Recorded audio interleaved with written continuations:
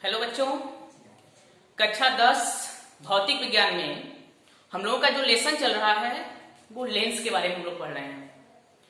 तो लेंस में आज हम लोगों का जो टॉपिक है वो है कि उत्तल लेंस और अवतल लेंस से प्रतिबिंब कैसे बनता है और किन किन कंडीशन में किस प्रकार और कहाँ प्रतिबिंब बनता है।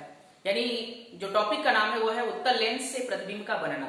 सबसे पहले हम लोग देखेंगे उत्तल लेंस से प्रतिबिंब का बनना, इसके बाद हम लोग देखेंगे अवतल लेंस से प्रतिबिंब का बनना।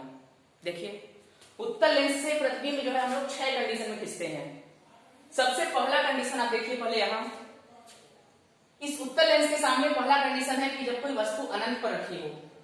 अगर कोई वस्तु अनंत पर रखी होती है तो इस अनंत से मुख्य अक्ष के समांतर ये प्रकाश की किरणें आती हैं और लेंस से अपवर्तित होने के बाद ये F2 पर यानी द्वितीय फोकस पर मिलती हैं।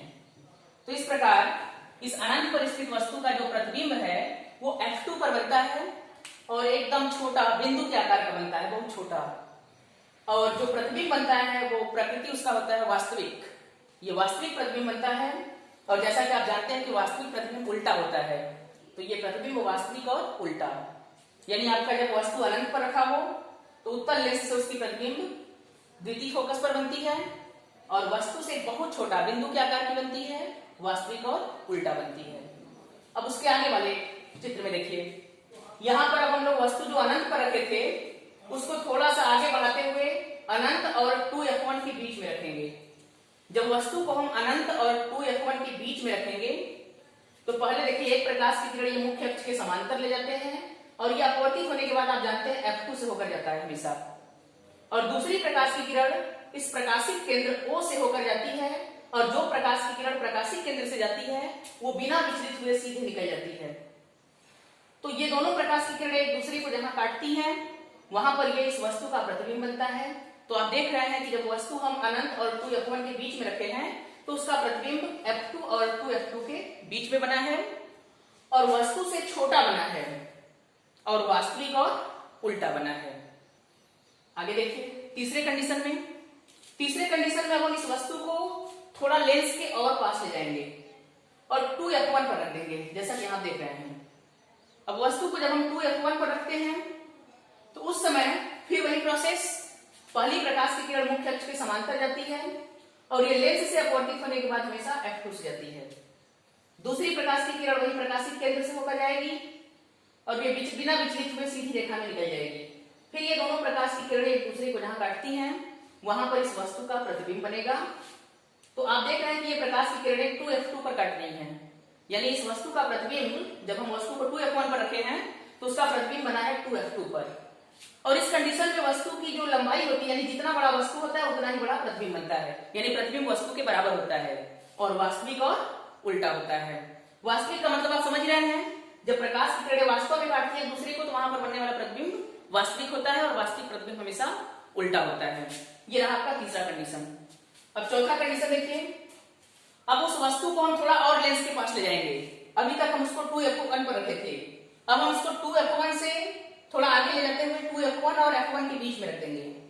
जब 2F1 और F1 के बीच में रखेंगे तो फिर से वही प्रोसेस, पहली प्रकाश की किरण इस वस्तु से चलेगी मुख्य अक्ष के समांतर और ये अपवर्तित होने के बाद F2 से होकर के जाएगी।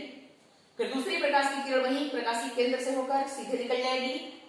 फिर दोनों ये प्रकाश की किरणें जहां एक दूसरे को काट रही हैं वहीं पर बनेगा इस वस्तु का प्रतिबिंब। तो आप देख रहे हैं कि ये प्रकाश की किरणें 2F2 और अनंत के बीच में काट रही हैं, यानी वस्तु को जब हम F1 और 2F1 के बीच में रखे हैं तो आपका प्रतिबिंब 2F2 और अनंत के बीच में बना है, वस्तु से बड़ा बना है, वास्तविक और उल्टा बना है।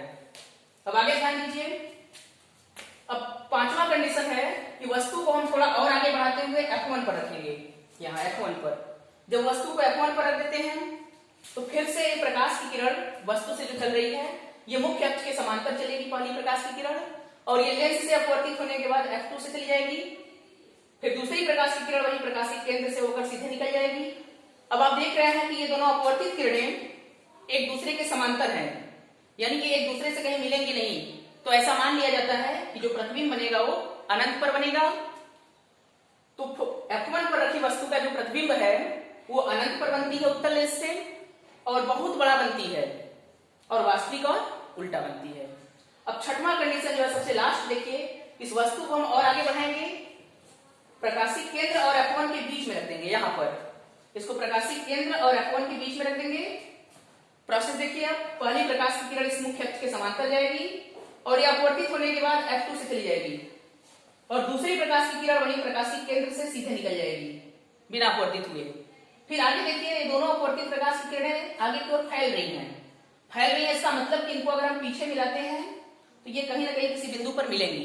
तो जैसा आप देख रहे हैं, इनको पीछे मिलाने पर ये इस बिंदु पर मिल रही हैं, तो ये आपका बन गया इस वस्तु का प्रतिबिंब। तो आप देख रहे हैं कि इसमें जो वस्तु का प्रतिबिंब बनता है वो वस्तु की ओर ही बनता है, वस्तु की ओर ही बनता है और वस्तु से बड़ा बनता है। दिख रहा है आपको चित्र में? और ये प्रतिबिंब जो है वो आभासी बनता है, क्योंकि देखिए ये प्रकाश की किरणें यहां से अपवर्तित होकर इधर की ओर जा रही हैं, लेकिन ऐसा लग रहा है कि पीछे यहां इस बिंदु पर मिल रही हैं। तो ये प्रकाश, ये जो प्रतिबिंब बना है ये आभासी होगा और आभासी प्रतिबिंब हमेशा सीधा होता है। तो ये आपका उत्तल लेंस से जो है 6 कंडीशन में प्रतिबिंब बनता है अलग अलग। और अब हमारा जो अगला टॉपिक है वो है अवतल लेंस से प्रतिबिंब का बनना। तो अवतल लेंस में जो प्रतिबिंब बनता है इसमें केवल 2 कंडीशन होता है। देखिए, अवतल लेंस में सबसे पहला कंडीशन जो है वो जब हम वस्तु को अनंत पर रखेंगे। जब वस्तु को अनंत पर रखते हैं तो देखिए इसका प्रतिबिंब कहां और कैसे बनता है। सबसे पहले अनंत से मुख्य अक्ष के समांतर ये प्रकाश की किरणें आती हैं और जैसा कि आप जानते हैं अवतल लेंस को हम लोग अपसारी लेंस कहते हैं। ये प्रकाश की किरणों को फैलाता है। तो जब ये दोनों प्रकाश की किरणें यहाँ पर आपतित होंगी तो ये इधर की ओर फैल जाएगी और ये इधर की ओर फैल जाएगी और ये दोनों प्रकाश की किरणें आपको F2 से निकलती हुई प्रतीत होंगी। ऐसा प्रतीत होगा कि ये दोनों F2 से निकल रही हैं। ठीक है, तो जो प्रतिबिंब बनेगा इस अनंत पर स्थित वस्तु का वो आपका बनेगा F2 पर। F2 पर बनेगा और बहुत छोटा बनेगा बिंदु के आकार का। और जैसा कि आप देख रहे हैं कि प्रकाश की किरणें वास्तव में यहाँ से नहीं निकल रही है बल्कि निकलती हुई प्रतीत हो रही है, आभास हो रही है। तो यहाँ पर जो प्रतिबिंब बनेगा वो कैसा बनेगा? आभासी बनेगा और आभासी प्रतिबिंब हमेशा सीधा होता है। तो अनंत पर स्थित वस्तु का जो प्रतिबिंब बनेगा वो F2 पर बनेगा, बहुत छोटा बिंदु के आकार का बनेगा और आभासी तथा सीधा बनेगा। ठीक है, और दूसरा कंडीशन देखिए, दूसरा कंडीशन आपका, अगर अवतल दर्पण के सामने कोई वस्तु 2F2 और प्रकाशिक केंद्र के बीच में कहीं भी रख दिया जाए, चाहे यहां रखिए, चाहे यहां रखिए, चाहे यहां रखिए, चाहे यहां, चाहे किसी भी बिंदु पर रख दीजिए, इसका प्रतिबिंब देखिए हर कंडीशन में एक ही जगह बनेगा। देखिए, पहली प्रकाश की किरण मुख्य अक्ष के समांतर जाएगी और ये अपवर्तित हो जाएगी ऊपर की ओर और ये प्रतीत होगी कि F2 से निकल रही है। दूसरी प्रकाश की किरण प्रकाशिक केंद्र से होकर जाएगी और जो प्रकाशिक केंद्र से जाती है प्रकाश की किरण वो बिना विचलित हुए सीधे चली जाती है। अब आप देख रहे हैं कि ये दोनों प्रकाश की किरणें यहाँ पर मिलती हुई प्रतीत हो रही है इस बिंदु पर।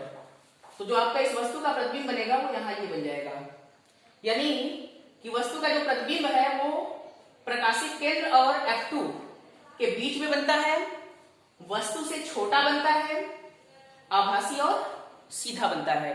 तो ये रहा आपका अवतल लेंस से प्रतिबिंब का बनना। इसमें केवल 2 ही कंडीशन होता है, तीसरा नहीं होता है। ठीक है, तो आज के वीडियो में हम लोगों ने उत्तल और अवतल लेंस से प्रतिबिंब कैसे बनता है वो देखा। अब आगे का जो है टॉपिक नेक्स्ट वीडियो में बताएंगे। धन्यवाद।